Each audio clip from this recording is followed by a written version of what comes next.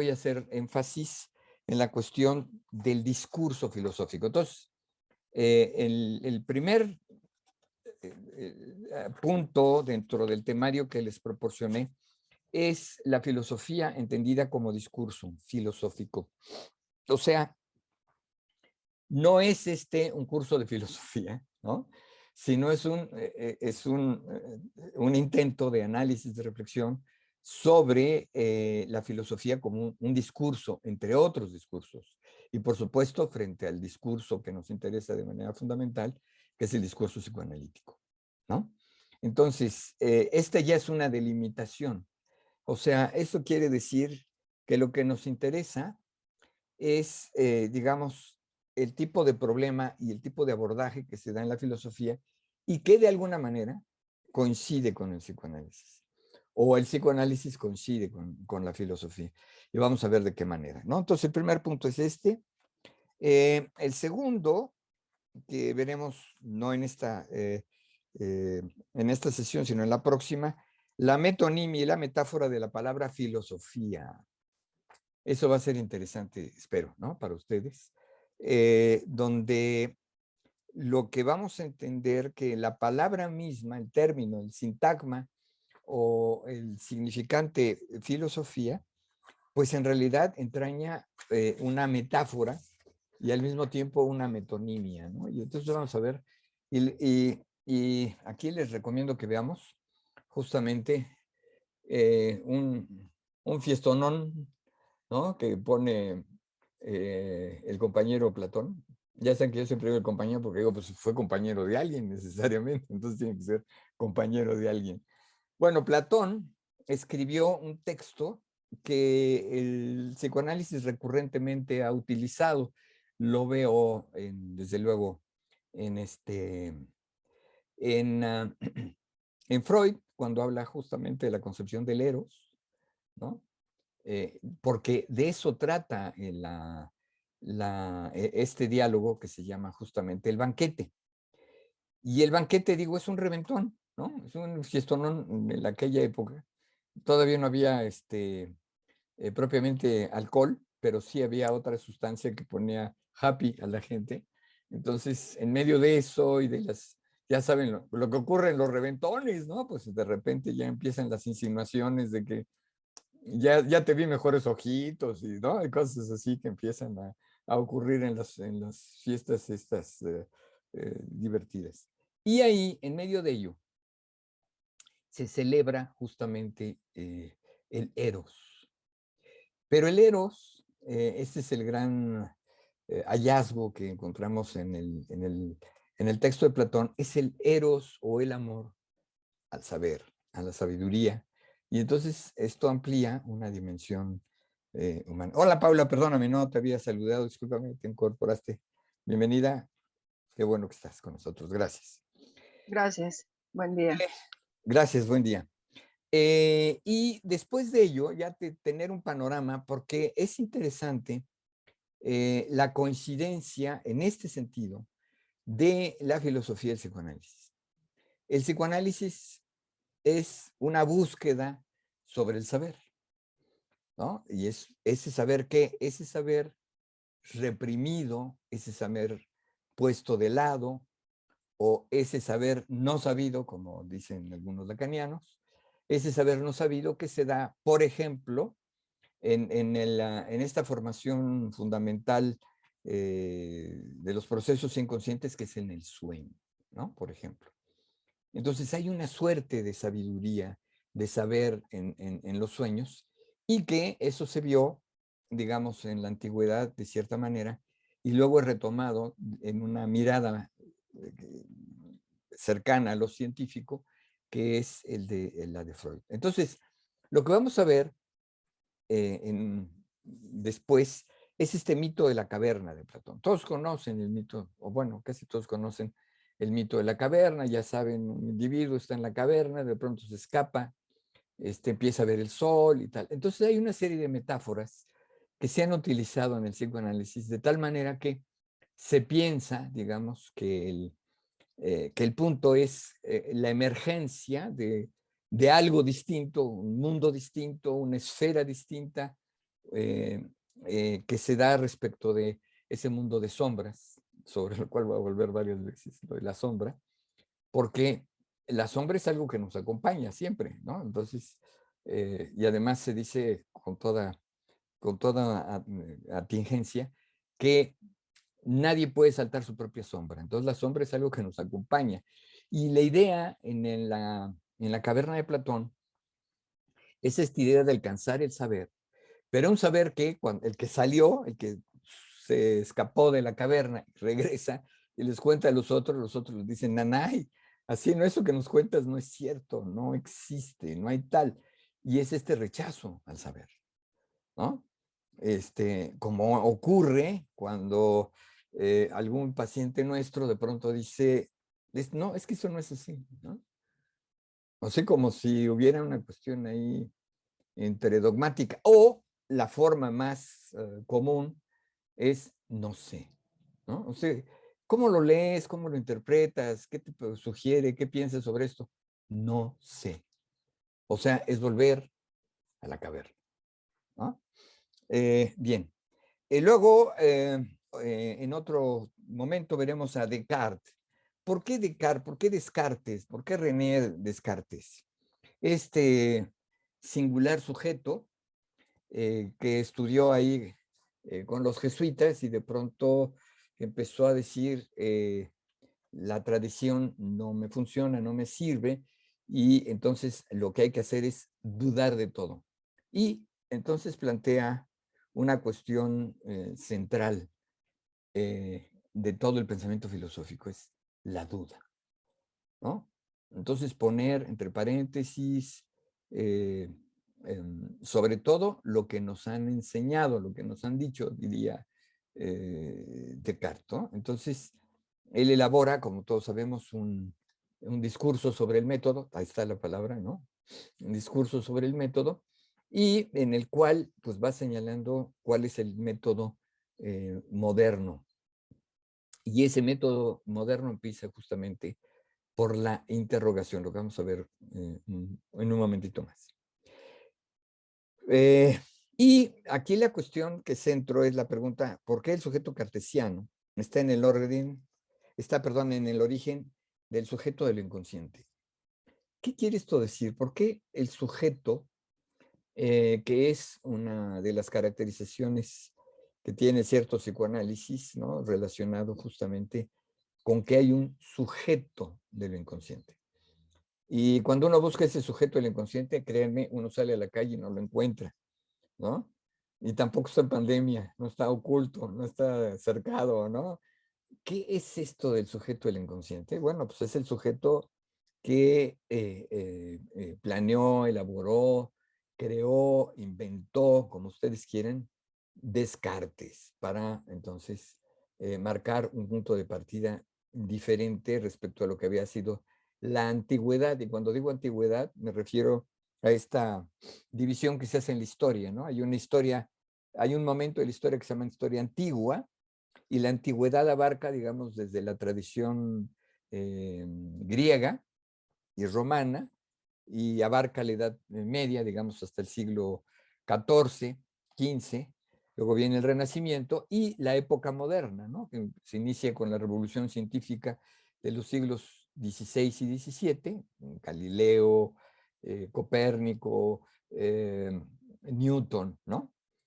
Esa es lo que se llama la época moderna, hasta lo que se llama época contemporánea, que pues básicamente tiene que ver, digamos, desde la Primera Guerra Mundial hasta el momento presente de la guerra que hoy vivimos en, el- en Europa, ¿no? Entonces, pues hay esta situación que tiene que ver entonces con la subjetividad. Y el gran asunto, terrible asunto, cuestión fundamental es, ¿hay una verdad subjetiva? O dicho de otra manera, todas las verdades no son más que subjetivas, no hay manera de superar esta idea de esta es mi verdad y como es mi verdad, pues usted no puede intervenir, decir nada, o hay una suerte de verdad inconsciente que se caracteriza justamente por no ser una verdad absoluta, definitiva, como lo pensó en algún momento la metafísica o la filosofía especulativa, ¿no? Entonces, está asociado el concepto de sujeto al concepto de verdad. Ahora, ¿verdad cuál? ¿Cómo se come esa verdad? ¿Dónde se encuentra? ¿Cómo la extraemos? Existe, porque, digamos, los posmodernos nos dicen que es la época de la posverdad y por tanto no importa la verdad. Bueno, pues si no importa la verdad, tampoco importa la mentira. Y por eso ven cómo avanzan los gobiernos populistas. Bueno, después de Kant, perdón, después de Descartes viene el señor Kant, porque me interesa varias cosas de Kant. Kant es el gran filósofo que cierra la modernidad, que cristaliza la modernidad y sobre todo nos da una visión eh, muy importante, el laicismo, la visión según la cual la religión va por un lado y la ciencia por otro, eh, o las verdades o el funcionamiento del Estado y el funcionamiento de la Iglesia son distintos. Esta cuestión tiene que ver con la famosa consigna del sapere aude, el atrévete a saber. Fíjense, atrévete a saber. No lo puse aquí, pero el libro donde Kant habla de estas cuestiones se llama ¿Qué es la ilustración? Y ahí se pregunta entonces qué es la ilustración y por qué hay quienes no quieren saber. ¿No les parece que por ahí hay una coincidencia con el psicoanálisis de entradita, no? Hay una resistencia al saber, porque saber implica, entonces, para Kant, poner en funcionamiento la razón. Para el psicoanálisis, lo que hay que poner en funcionamiento es una verdad, pero no una verdad, digamos, aceptada comúnmente, sino una verdad que es la verdad que tiene que ver con los aspectos oscuros del ser humano, ¿no? Esos lugares oscuros. Bueno, y luego me doy un, un pase a algo que me parece fundamental en la formación de los investigadores en psicoanálisis, que es la retórica. La retórica implica, entre otras cosas, el reconocimiento de que el lenguaje es algo más que gramática, ¿no? La gramática, cuando yo estudié en mis años mozos, gramática me decían que era la ciencia y el arte de hablar y escribir correctamente un idioma, ¿ok? Y entonces, bueno, ya saben, eso supone instituciones, la Real Academia, que nos dice qué es lo correcto, qué es lo incorrecto, etcétera. Pero en la vida cotidiana, en la vida de todos los días, tenemos retórica, ¿no? Y entonces, por ejemplo, muchos elementos simbólicos que nos encontramos en la calle, un simple letrero que dice no estacionarse, es ya todo un discurso retórico, aunque no lo parezca, ¿no? Porque dan determinadas condiciones, ciertos símbolos, etcétera. Y si nosotros vamos a un establecimiento comercial, a una plaza, por ejemplo, pues hay indicaciones y hay ciertos símbolos que van indicando a la persona, aunque no conozca el idioma, digamos, que se habla ahí, sí reconoce por estos símbolos que hay. Y una de las cuestiones importantes, significativas, es que en los sueños también hay símbolos. Y esos símbolos justamente representan algo que es de carácter general, sino universal, ¿no? Entonces, los sueños, si representan un deseo de algún tipo, y dentro de ese tipo también está el deseo de saber. Cuando uno trabaja en la clínica, evidentemente, bueno, no sé si evidentemente, ¿no? Aquí, ¿cuáles evidencias? ¿No? Hay que ver si tenemos o no. Pero bueno, lo que surge es que el analizante se interroga acerca de el sentido que tienen esos sueños y va encontrando ciertos elementos que no contempla como simbólicos, pero que están en el centro mismo del sueño. Entonces hay ahí una cuestión donde la retórica es un elemento para entender cómo se da, vamos a decir así, a ver, yo sé que esto es una expresión inconsistente, la gramática del inconsciente, ¿no? Y esa gramática tiene que ver con la estructura. Y aquí es el gran asunto, el terrible asunto que solo en la época contemporánea se ha planteado. ¿De qué partimos? Del desarrollo, de lo que va diciendo el paciente, de lo que se identifica en los hechos significativos sociales, o la estructura. ¿De dónde partimos? Y el psicoanálisis, en coincidencia con lo que ha sido el pensamiento estructuralista, parte de la idea de que el elemento con el cual trabajamos es la estructura, no lo sincrónico y no lo diacrónico. Y esto no es fácil de entender, no es fácil de asimilar y no es fácil de utilizar, porque uno diría, bueno, es que efectivamente cada paciente es distinto, cada paciente tiene sus propias características, su propia manera de vivir el síntoma, pero aún así hay elementos de tipo estructural. Y esos elementos de tipo estructural son los que se correlacionan con ese pensamiento inconsciente. Porque el psicoanálisis ha planteado que hay pensamiento inconsciente. Y por eso uno de los temas que vamos a abordar ahora es justamente el pensamiento. La filosofía ha hablado del pensamiento, ¿no?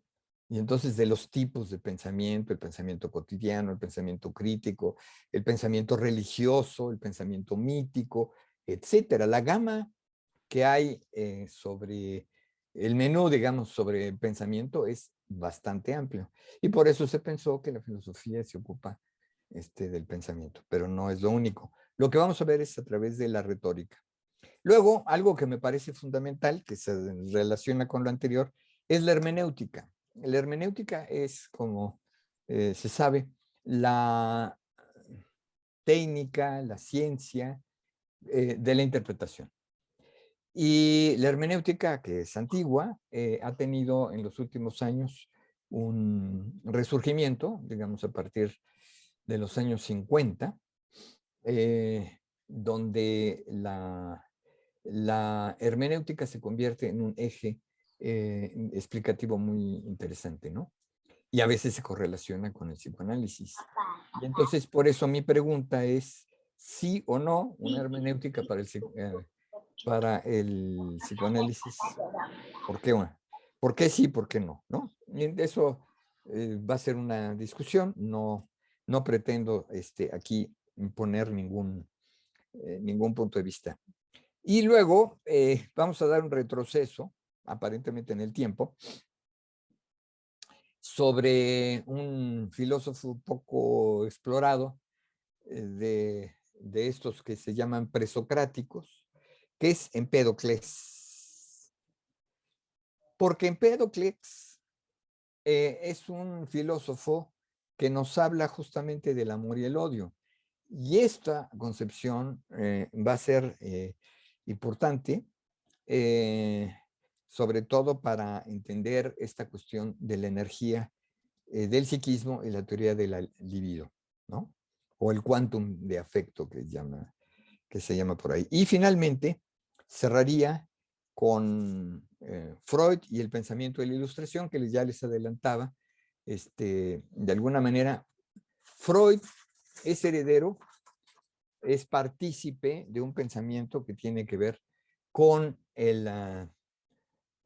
con eh, con el elemento crítico, ¿no? Que decía antes, y que me interesa de manera fundamental, ¿no? Y con eso voy a empezar. A ver. Bueno, esta es la presentación del curso, ahí lo tienen. Lo que propongo para evaluación es pues que hagamos en conjunto un, un cuestionario, ¿no? A ver, Un cuestionario, obviamente, de respuesta abierta, ¿no? Para que ustedes puedan ahí expresar eh, sobre ciertos asuntos que se hayan visto aquí y en las lecturas que iremos señalando, pues, ¿cuál es su punto de vista, no? Sobre estas cuestiones.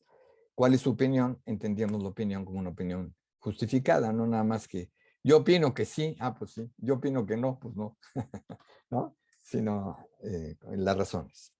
Bueno, la filosofía y el psicoanálisis me parece que tienen en la experiencia cotidiana tienen algo en común, y es esta cuestión, se dice de la sorpresa. ¿Cuándo ocurre en nuestra vida cotidiana la sorpresa? Bueno, cuando las cosas que antes funcionaban dejan de funcionar en algún aspecto, ¿no? Si un día, para tomar un ejemplo cotidiano, si un día abres el grifo y no sale el agua, entonces ahí hay un problema. Ahí hay algo que te lleva necesariamente a interrogarte, ¿por qué no hay agua? ¿No? Entonces, esta es una cuestión que ocurre en la vida cotidiana, pero también en la vida cotidiana se experimentan cosas como estas. A ver, me levanto cada mañana y entonces tengo un pensamiento que es obsesivo, que no me puedo quitar de la mente esa insistencia en este pensamiento. Este pensamiento se puede referir a una mujer, se puede referir a un hombre, se puede referir a un autor, infinidad de cosas.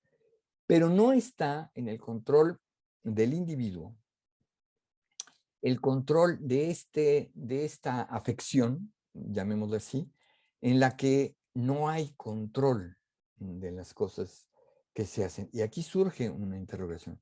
¿Y por qué pienso esto? ¿Y por qué no puedo dejar de pensar esto?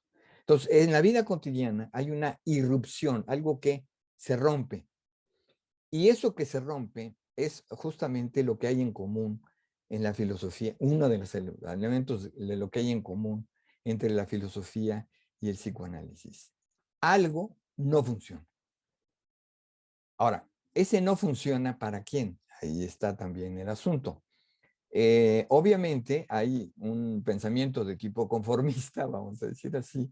Entonces dicen, abre el grifo, no sale el agua, pues no hay agua. Y ya, cierro y se acabó. Entonces ya no hay propiamente una interrogación.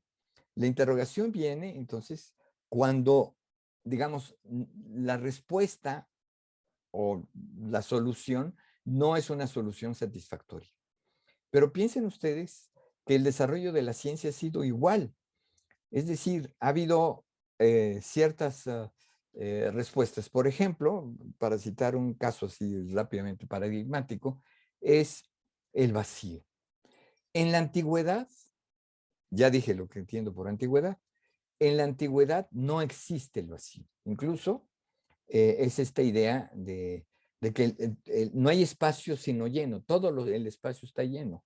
Y eso se prolonga hasta incluso en Newton, ¿no? Que dice, bueno, pues es que el espacio no está vacío, sino que hay algún elemento que se inventaron, un quinto elemento que era el éter para decir, las cosas se relacionan unas con otras, no existe el vacío. Bueno, entonces, si no existe el vacío, ¿cómo es posible que el agua suba al tinaco? ¿No? ¿O cómo es posible que si se te descompone tu carro y ves que le falta gasolina y dices, le voy a poner gasolina, absorbes, ¿no? de un recipiente para poderle jalar vía justamente el crear un vacío? Y así una serie de cuestiones, digamos, que se pueden ver en la vida cotidiana, pero que las respuestas simplemente quedan en aquello de así son las cosas, ¿no? Gastón Bachelard es uno de los filósofos, por cierto, muy relacionado con el psicoanálisis, quien señala justamente que el punto de partida tiene que ser un problema. Y si no hay problema, no hay investigación. Pero eso que se dice en la ciencia, también se dice respecto de la filosofía y respecto del psicoanálisis. Entonces, por ejemplo, en la antigüedad, el tema era el movimiento, el cambio. Y no hubiera sido un problema si no es porque llegó un señor Parménides de Elea que de repente dijo, el ser es el que, el ser es el ser es, el ser es el que es y el no ser es lo que no es, ¿no? Entonces, ¿eso qué indica? Bueno, que cualquier cambio es dejar de ser, ¿no? Cambio incluso de movimiento, de espacio, etcétera. Y entonces dijo él, es que racionalmente, o sea, si lo pienso, lo reflexiono, etcétera, no hay movimiento. Entonces eso crea una imagen completamente estática.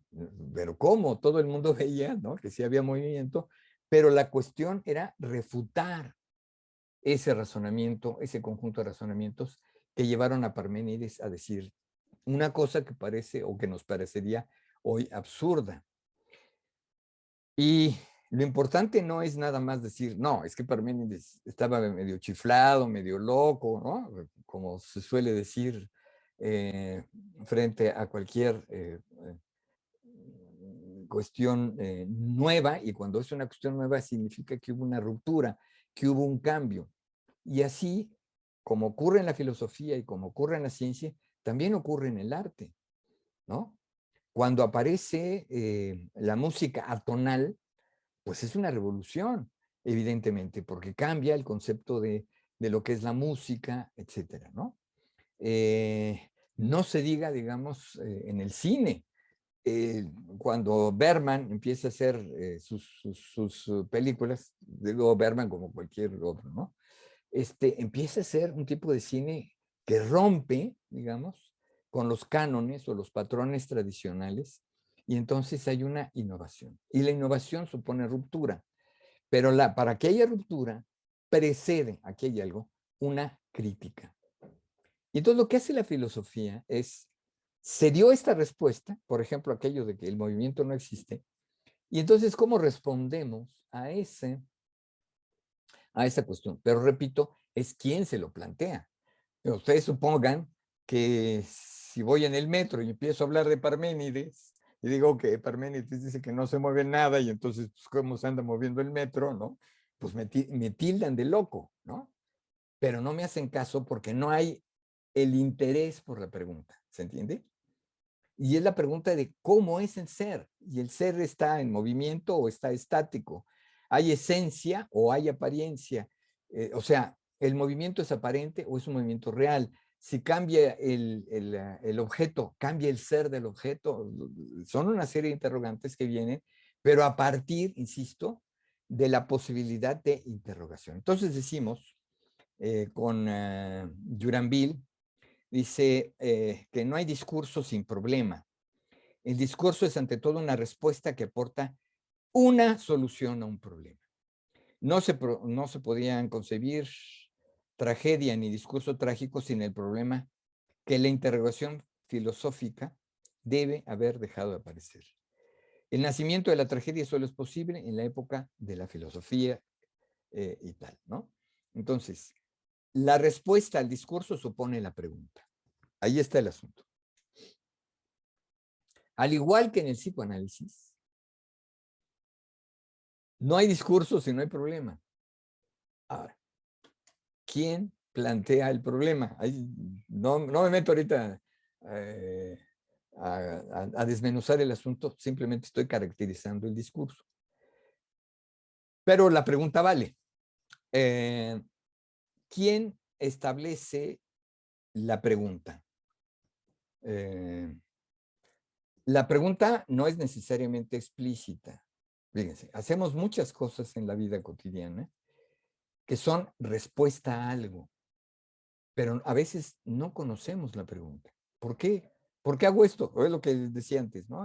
Estos pensamientos obsesivos que son imposibles de extraer. O el síntoma mismo, el síntoma clínico, el síntoma donde hay una afección, algo que duele, algo que atormenta, pero no se sabe, ¿no? Y por eso los pacientes llegan de una manera vaga a establecer, a decir, pero no hay una interrogación sobre el síntoma. Es algo que ocurre posteriormente en el proceso de análisis, ¿no? Ahora, entonces, Siempre que hay un discurso, hay una pregunta, una interrogación previa. Ahora bien, ¿cuál es el tema o cuáles son los asuntos y cómo se interroga la filosofía? ¿No? Y entonces aquí vamos a ver algo interesante. Hay una idea que está muy difundida a nivel educativo, de que hay una especie de historia que llevó, digamos, en un origen a tener mitos. Luego los mitos se transformaron en religión y luego la religión se racionalizó. Ese paso, dicen, del mito al logos, que sería la filosofía y finalmente la ciencia. Nada más les recuerdo, por ejemplo, que cuando se hizo la reforma al artículo 3 de la Constitución en el año 20, se señaló que la misión de la educación era crear en el educando una visión exacta del universo. Ahí está, en ese el texto, ¿no? Entonces, el objetivo era eso, dar una visión exacta. Por supuesto, ni el mito, ni la religión, y la filosofía en algunos sentidos sí, en otros sentidos no, puede dar una visión exacta del universo. Exacta, ¿eh? Exacta. Exacta quiere decir que no hay posibilidad de dar otra cuestión. Luego ya se cambió la Constitución y ese texto ya no aparece.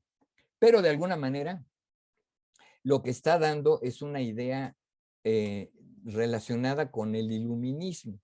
Sí, hubo una época en que el mito era el dominante y los mitos se piensan entonces como cosas absurdas, infantiles, ¿no?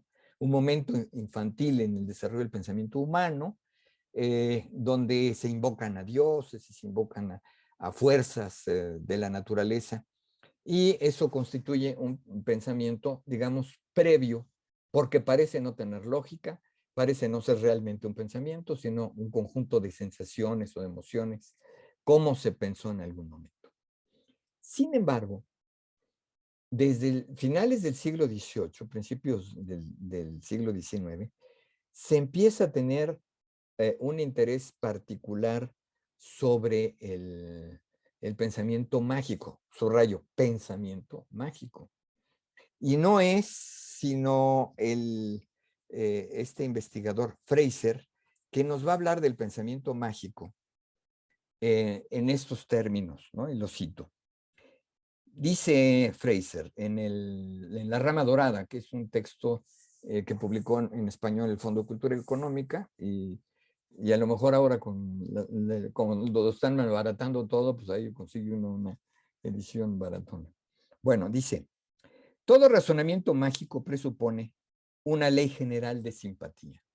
El pensamiento mágico. Estamos diciendo que pareciera que una vez que se transita del mito al logos, o sea, del mito a la razón, entonces ya quedó abolido el pensamiento mágico. El pensamiento mágico no desaparece en la vida de todo ser humano. O sea, no porque eres científico, dejas de tener aspectos mágicos, ¿no? Y pongo por caso, ¿no? Cada vez que hay, otra vez, la erupción, dirían algunos psicoanalistas, la erupción de lo real cuando aparece, por ejemplo, un sismo, ¿no? Entonces viene una conmoción y entonces se buscan explicaciones y algunos dicen, no, pues es que esto es un castigo divino y es que nos hemos portado mal y es, ya ven, por no colaborar con la, etcétera, ¿no? Ya no digo más. Bueno, entonces, hay una cuestión aquí, entonces, donde el pensamiento que integramos nosotros, hombres civilizados del siglo XXI y demás, no deja de ver mitos. Y esos mitos se refieren sobre todo a los orígenes. Cuando uno se remonta al origen de cualquier cosa, tarde o temprano vas a encontrar un mito. Yo le digo a mis estudiantes, ejemplo de ello son los abuelos, los bisabuelos, los tatarabuelos. En toda familia hay una genealogía, ¿no? Entonces, un árbol genealógico que dice el fulano, perengano, etcétera. Pero siempre hay un pariente desconocido, ¿no? que se pierde en el tiempo, que queda en la oscuridad. Y ahí es donde entra el mito. Bueno, es que vino de Europa, es que vino de Asia, es que transitó por el Everest y llegó, ¿no? En fin, toda esa serie de cosas. Y eso se refleja justamente en los mitos, lo que se llama el mito de origen.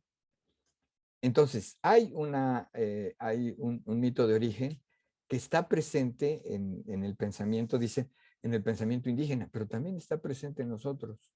Y hay un mito de origen. Uno de los mitos de origen es el padre, ¿no? Por eso cuando en el psicoanálisis se dice que no está el padre, es porque le buscas en la genealogía y en el origen, je ne sais pas qué pasó. Algo se perdió ahí en la noche oscura de los tiempos, para utilizar la metáfora. Bueno, entonces dice Fraser que todo razonamiento mágico, fíjense, vuelve a hablar de razonamiento, cuando el prejuicio era, si hay algo mágico o mitológico, no tiene razonamiento, ¿no? Entonces, eso es equiparar el pensamiento mágico al pensamiento filosófico, ¿se fijan? E incluso el pensamiento científico, en algún sentido. Ahora vamos a ver sus peculiaridades y sus diferencias.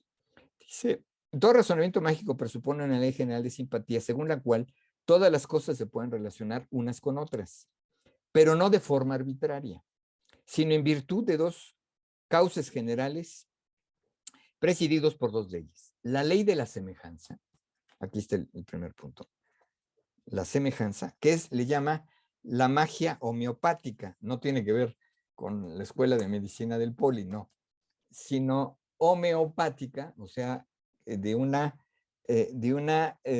homeos, que significa lo mismo, lo semejante, ¿no?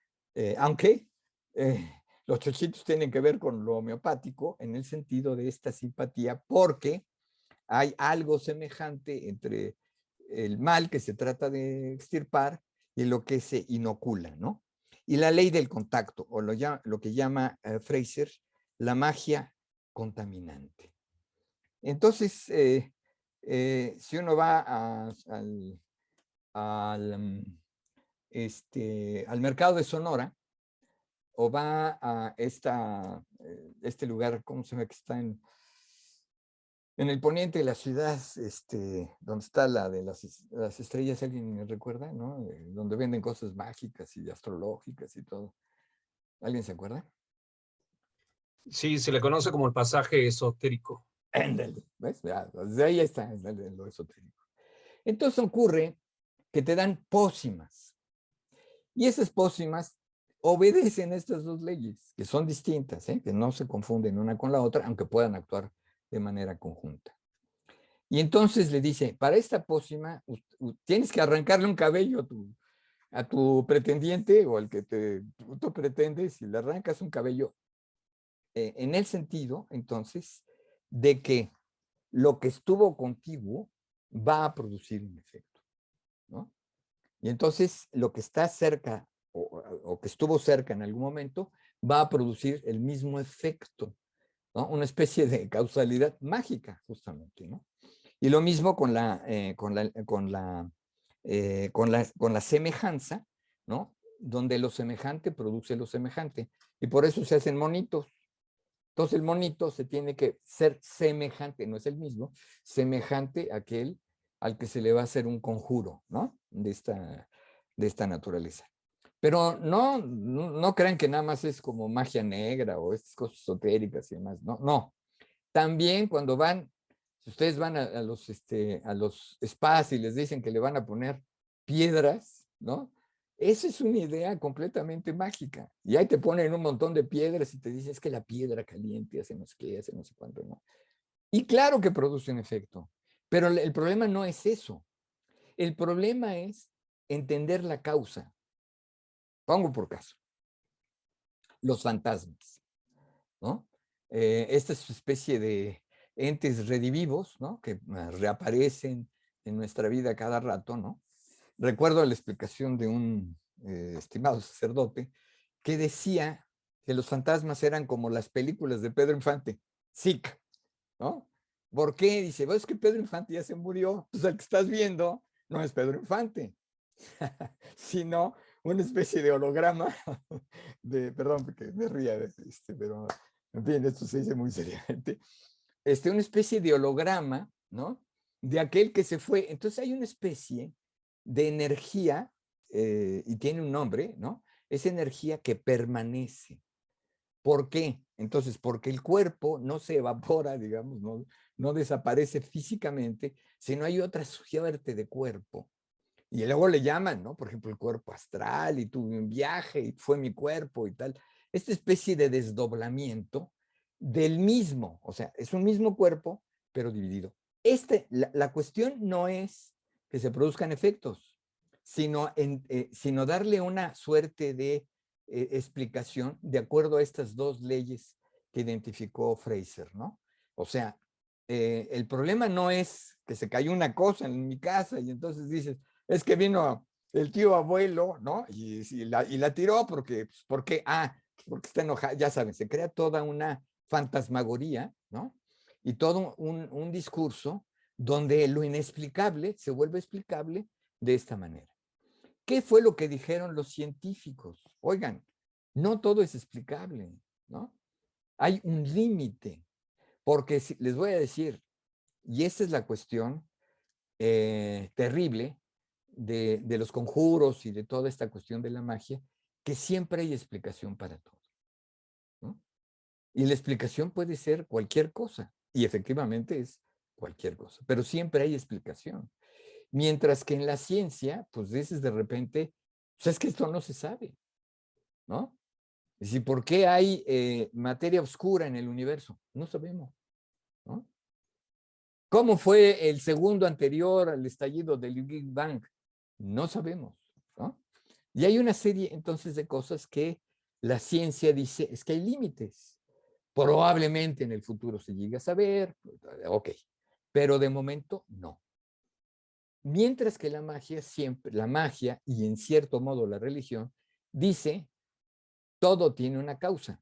Ajá, pero hay algo que es la causa de todo, que esa es otra cosa, que ya transitamos de una afirmación a otra afirmación no fácil de sostener. Entonces, continúa Fraser, la magia homeopática está fundada en la asociación de ideas por semejanza. Subrayo la expresión asociación de ideas.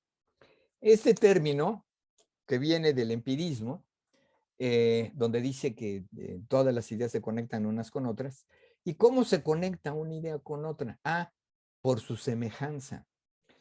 Y esto además tiene que ver con los aparatos de memorización, la mnemotecnia también, ¿no?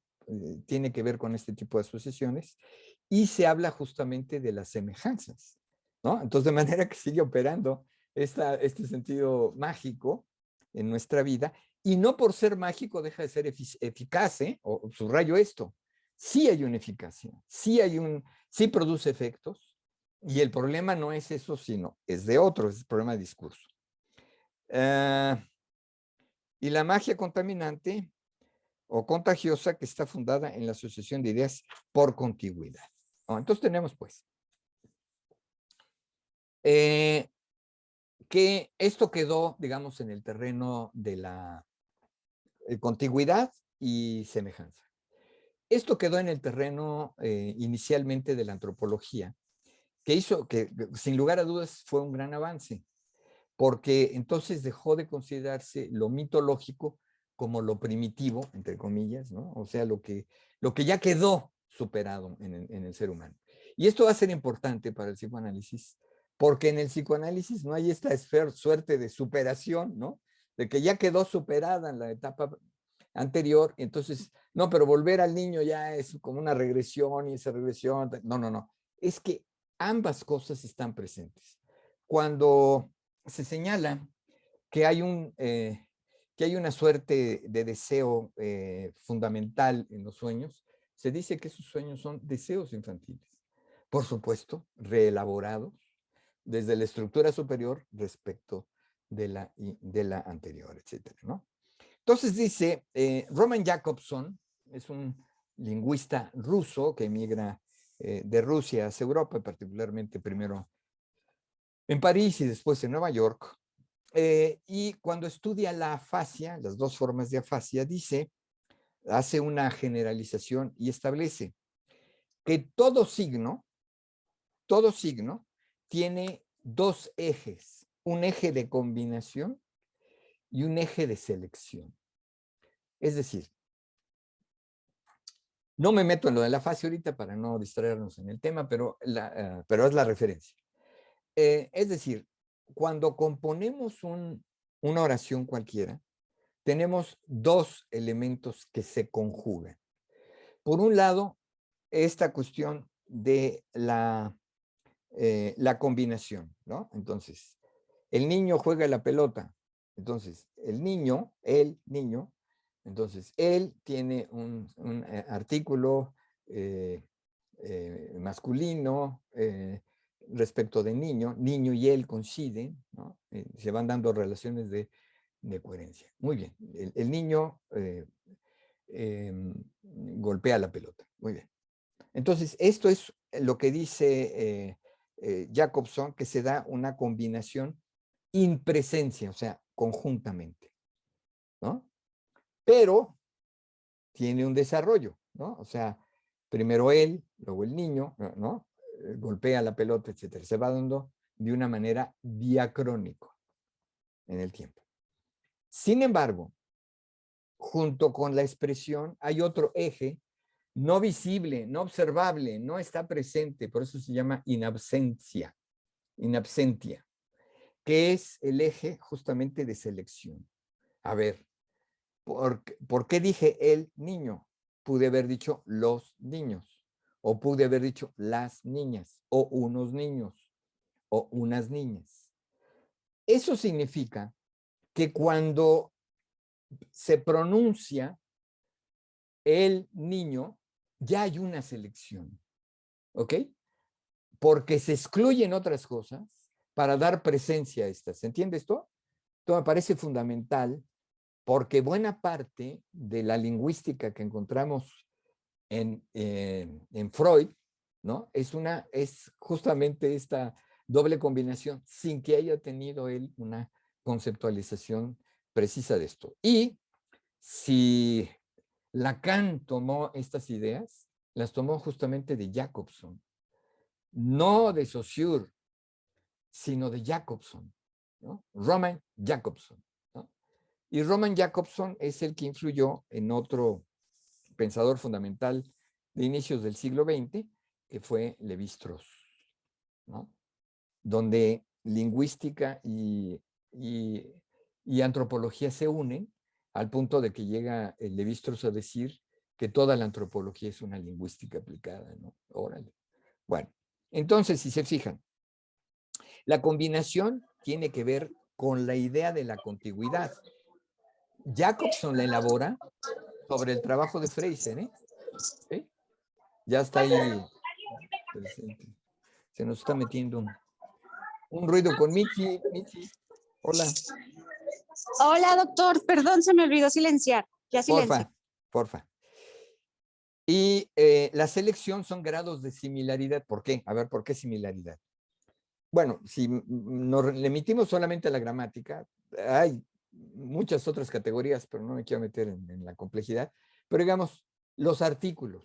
Entonces tenemos artículos definidos e indefinidos, singulares y plurales, ¿no? Etcétera. Quiere decir que cuando un hablante hace uso de la lengua, tiene necesariamente estos dos ejes. Por supuesto, lo que escuchamos o lo que leemos es solamente lo que está de manera combinada en presencia.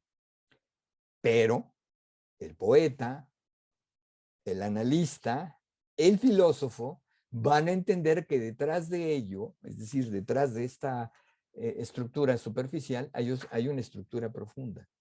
Y esa estructura profunda está remitida justamente a ese eje de selección o estructura. ¿Ok? ¿Qué significa entonces para nosotros? Que cuando un paciente habla, y eso es de lo que se trata en el análisis, de que hable, aún callado, ¿no? Porque el silencio también es ahí significativo, ¿no? Entonces, lo que ocurre es que la estructura no se manifiesta, pero que no se manifieste no quiere decir que no esté actuando.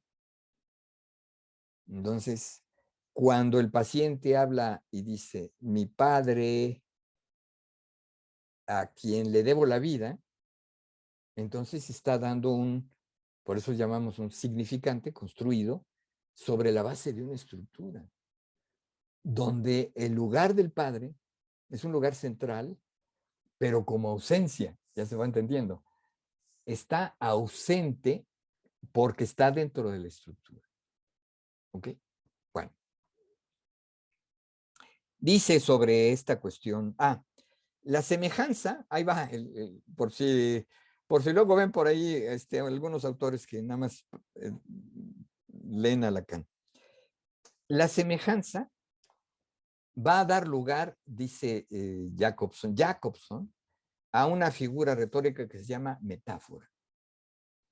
Y la contigüidad va a dar lugar a una figura, o se establece por una figura que se llama metonímica. La metonimia y la metáfora son expresiones de semejanza y contigüidad. ¿Ok?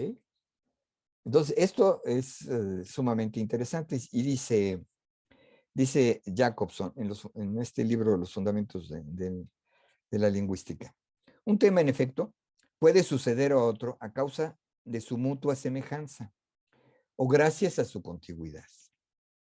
Lo más adecuado sería hablar de desarrollo metafórico para el primer tipo del discurso y desarrollo metonímico para el segundo. ¿Ok? Dado que la expresión más concisa de cada uno de ellos se contiene en la metáfora y en la metonimia respectivamente. ¿Ok? Entonces, es esta lingüística estructural la que establece que hay, entonces, lo que Fraser descubrió como pensamiento mágico. Dicho de otra manera, tan tenemos pensamiento mágico porque hay semejanza y contigüidad. Esas categorías se intersectan, digamos, se interrelacionan con nuestro hacer cotidiano. ¿Ok? Pero también con el hacer tal del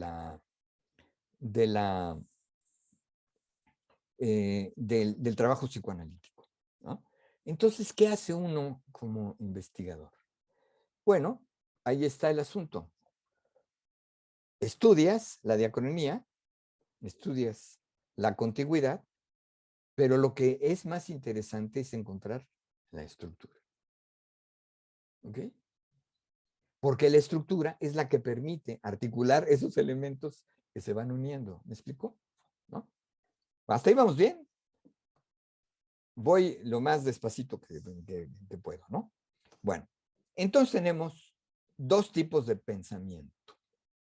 Va a decir Lévi-Strauss, va a decir, digamos, las consecuencias del trabajo de Roman Jakobson, que es, por un lado, el pensamiento mágico, que tiene estas categorías de semejanza y contagio frente a la ciencia, que tendría otras categorías que lo reemplazan, que es la identidad y la diferencia. ¿Por qué? Bueno, porque el discurso de la magia es un discurso donde la semejanza y el contagio se refieren a un área del universo como una totalidad, o sea, sin ningún límite. Y aquí aparece un concepto que nos permite articular la cuestión, que es, hay significados o significantes flotantes. Uno de ellos es el maná, o maná. Hay un grupo musical que se llama Maná, pero no es esto, ¿no? El maná es esta suerte de potencia, ¿no? que da todo. Entonces, ¿a qué se refiere el pensamiento mágico? Tiene un área de discurso que es la totalidad. O sea, ¿cuál es el objeto de la magia? El universo. ¿Por qué? Ahí va. Por ejemplo, esta diferencia entre el micro y el macrocosmos. Entonces dicen, a ver, ¿se acuerdan cómo dice? A ver, Oscar, ¿te acuerdas? Es que somos polvo de estrellas. Órale, ¿no? En ese polvo de estrellas lo que está diciendo es, usted participa del universo. Porque el pensamiento mágico es eso, ¿no? Pues, y por eso los astros, ¿no? Las estrellas, etcétera, influyen porque somos parte de lo mismo. Por supuesto, para un pensamiento ecológico, ecologista, dicen, sale, en esa sí te la compro. Pero esta es completamente desbordado el pensamiento mágico. ¿Por qué desbordado? Por naturaleza, por estructura. El pensamiento mágico se refiere y debe referirse a la totalidad. ¿En términos de qué? En términos de un lenguaje que es necesariamente ambiguo. Y ambiguo quiere decir que tiene múltiples significados.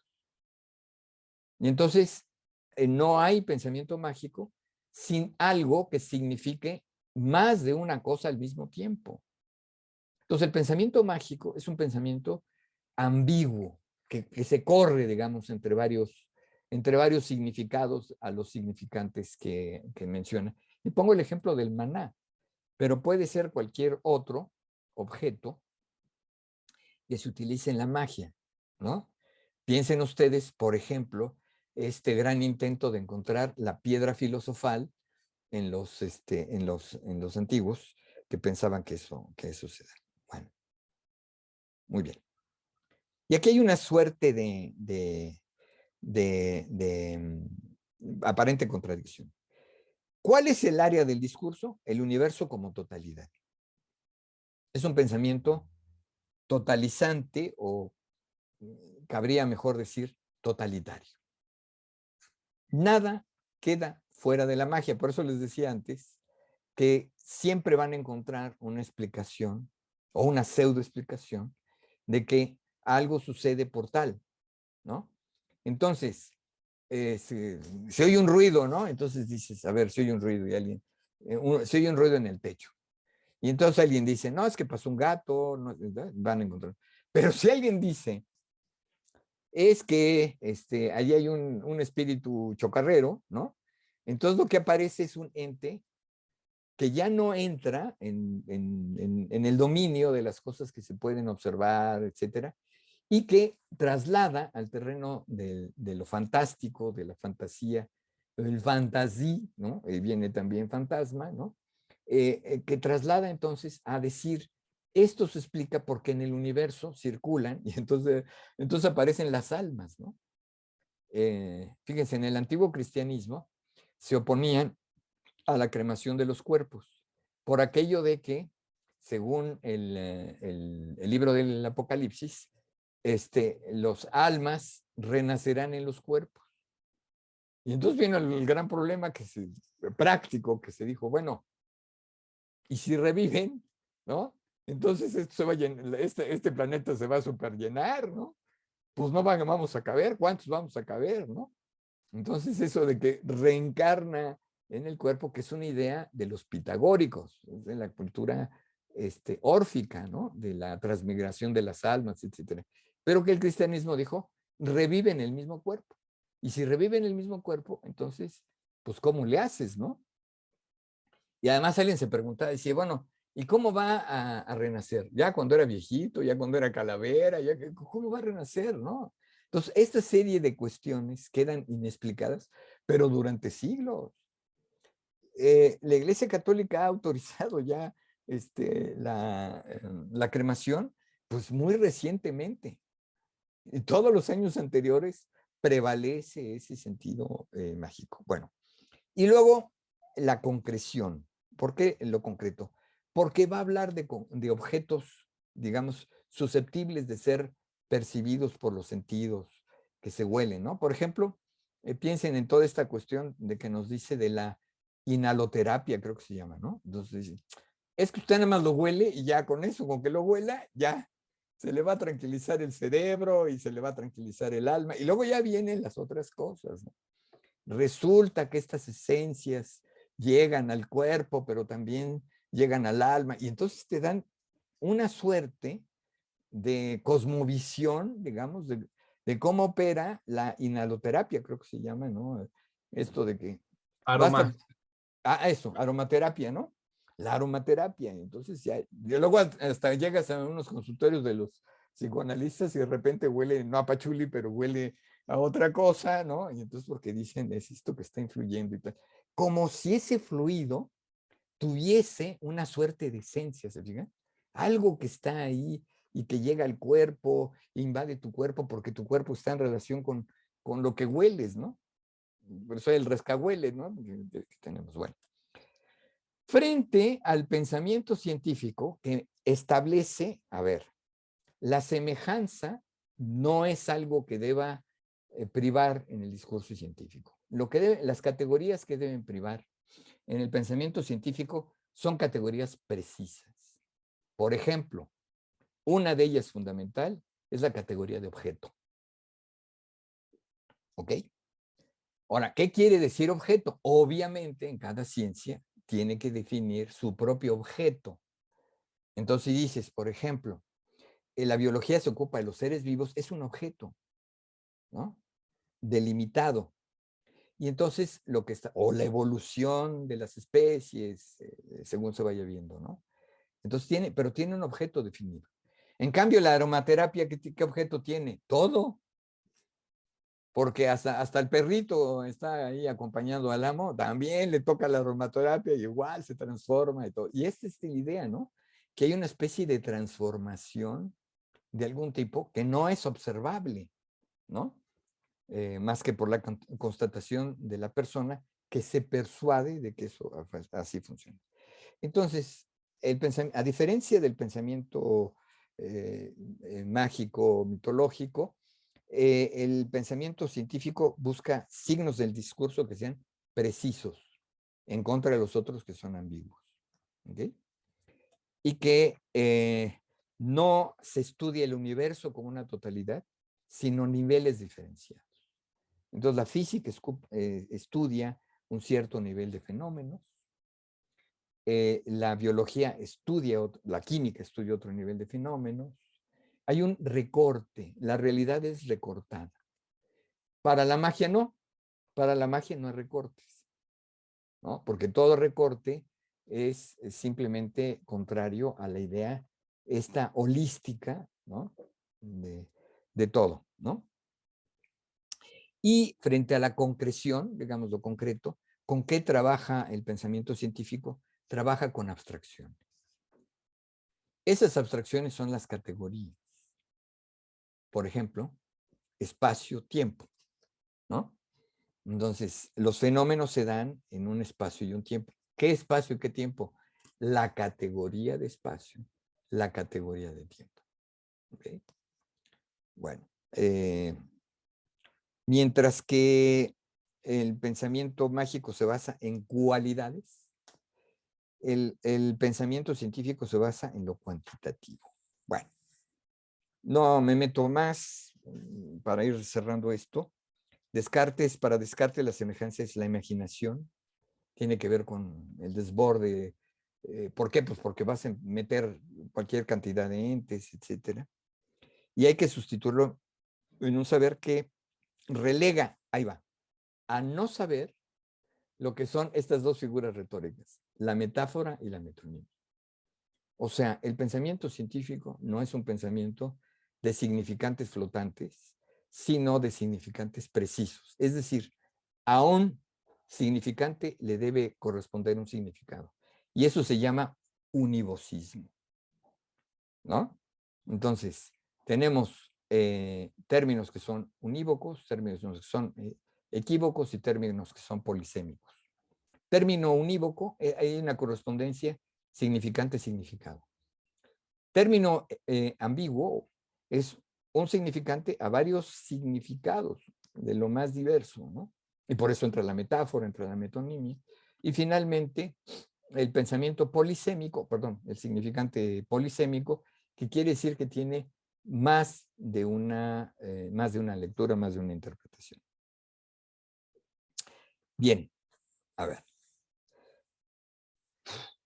Hay en el pensamiento mágico un exceso de palabras ante cosas conocidas. Como les decía, a ver, la analogía que presentaba este sacerdote que les cuento, de relacionar una película, un material fílmico, con las almas. ¿Por qué? Ah, porque es lo que se me aparece, lo que veo, lo que oigo. Entonces, claro, si estoy viendo una película de Pedro Infante y Pedro Infante se murió hace una cantidad de años, entonces, ¿qué es lo que tengo? El fantasma. El fantón, ¿no? El fantasma está ahí, ¿no? Y tiene razón porque es lo imaginario, ¿no? Y por supuesto que lo imaginario tiene que ver con la metáfora, la metonimia, y tiene que ver entonces con un límite. ¿Cuál es el límite? El pensamiento simbólico, porque el pensamiento simbólico es un pensamiento ordenado, preciso, ¿no? O que tiende a la precisión, etc. Entonces, el maná no tiene un significado preciso, que es el maná, cualquier don, cualquier cosa que nos den los dioses.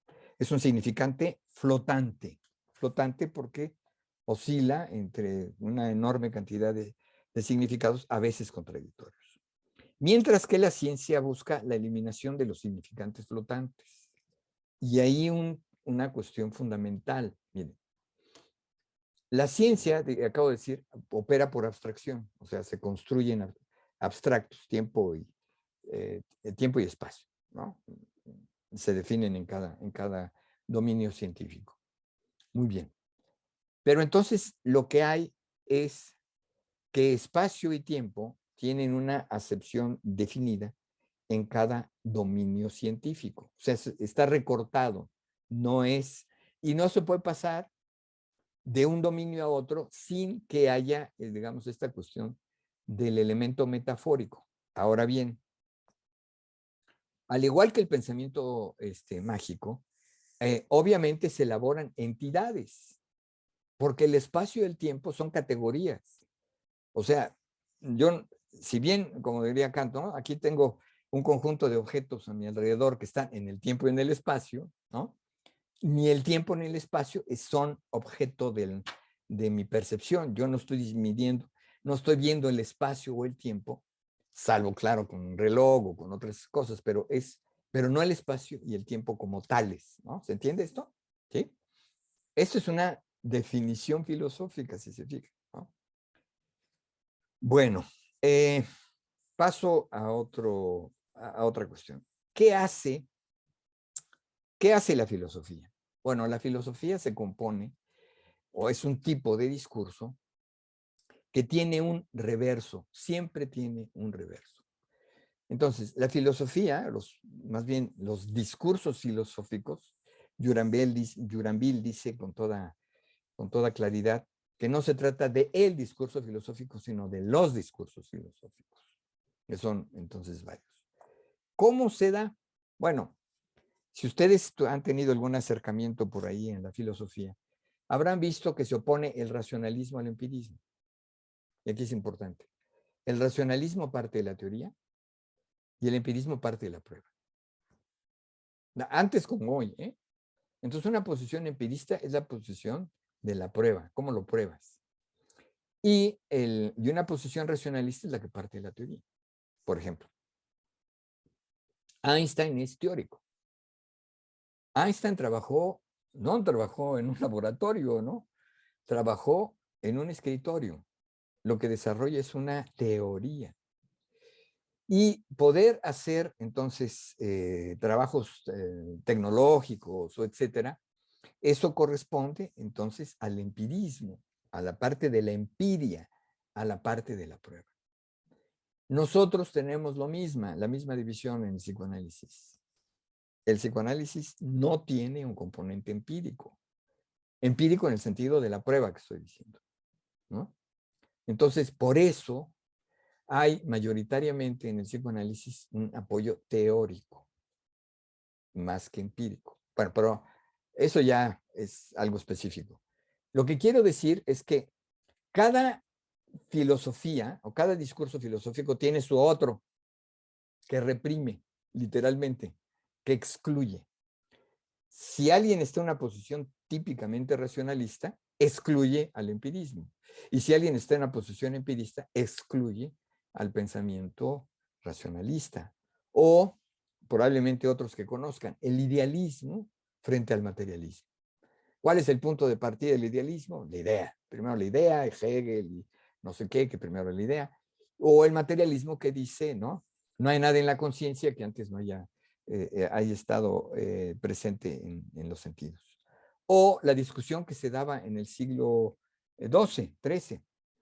El nominalismo frente al realismo. O sea, ¿qué son los universales?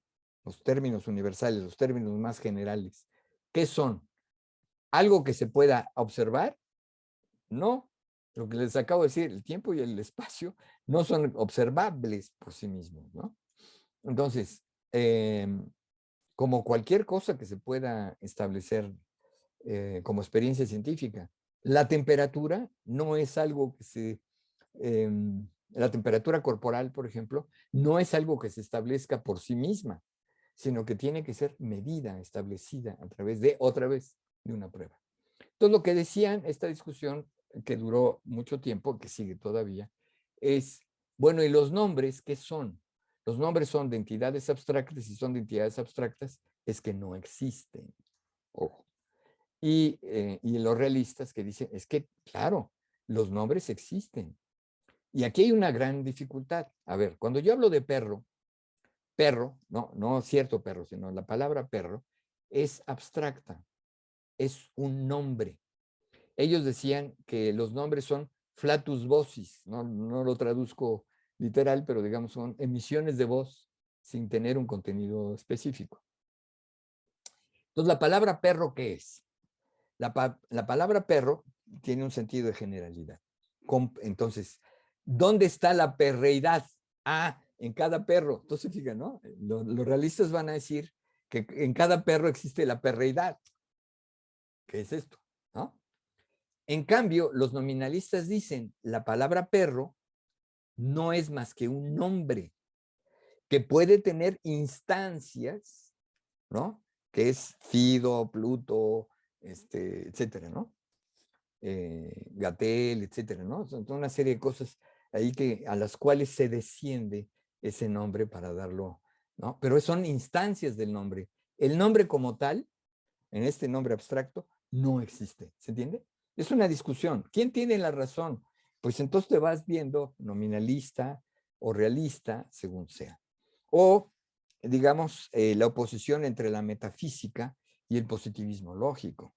Positivismo lógico dice, expulsemos la metafísica, y la metafísica dice, expulsemos al positivismo lógico, ¿no? Entonces, ahí se van dando. ¿Qué quiero esto decir? Que siempre en la filosofía hay un otro. Y ese otro no solamente determina la interrogación que había dicho al principio, sino el tipo de pregunta. O sea, el tipo de pregunta se da respecto de los planteamientos que dan coherencia, etcétera, pero frente a otro que permanece prácticamente como un pensamiento inconsciente. ¿Por qué? Porque es lo rechazado o es lo no sabido, ¿no? Bueno, entonces, ¿qué hace la filosofía? La filosofía lo que hace es algo que demarca, distingue, diferencia. La filosofía dice, esto es saber y esto no es saber. ¿Ok? Entonces, por ejemplo, es muy común que uno escuche algunos filósofos que dicen, a ver, los biólogos se ocupan de los seres vivos, pero no se ocupan de decirnos lo que es la biología. ¿Se fijan? Entonces entra ahí la cuestión del saber. El filósofo no sabe lo que son los seres vivos, no interviene con los seres vivos, sino se pregunta por las condiciones de posibilidad de ese saber que se llama biología o de cualquier otro saber, ¿no? Entonces entramos ahí en que la filosofía busca las condiciones de posibilidad de algo. Pongo un ejemplo, así cotidiano. Tienes los ingredientes para un pastel, ahí están todos. Pero para que haya realmente pastel, tiene que haber una receta, y la receta es la que organiza ese conjunto de elementos. Entonces, Una receta es la condición de posibilidad del pastel, ¿no? Si tengo los ingredientes y sigo la receta, voy a hacer un pastel. Entonces, el pastel está previo en las condiciones de posibilidad, ¿se fijan? Es una cosa, digamos, que se observa en la cotidianidad, pero que Kant elevó al sentido de decir, esto es lo trascendental. Y trascendental quiere decir, ¿no? Quiere decir que no es lo opuesto inmanente. Inmanente es lo que está ahí en los objetos. Lo trascendental es la condición de posibilidad de algo. Y entonces entramos aquí en una categoría súper importante, que es la categoría de lo posible. Entonces, la filosofía va a hablar de mundos posibles, ¿no? Y eso va a ser interesante. Bueno, no me meto más en esto, ¿no?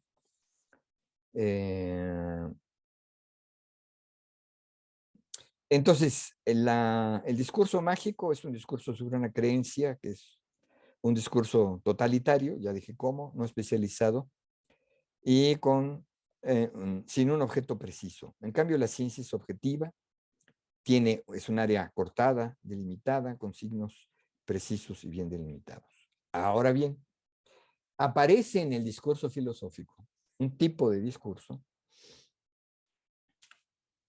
que se llama metafísica. Ahí va. La metafísica tiene la misma aspiración de la magia, en el sentido de que se ocupa de todo. ¿De qué se ocupa? Del ser, en tanto que ser lo define Aristóteles justo en el libro que se llama La Metafísica. Es decir, ¿qué ser?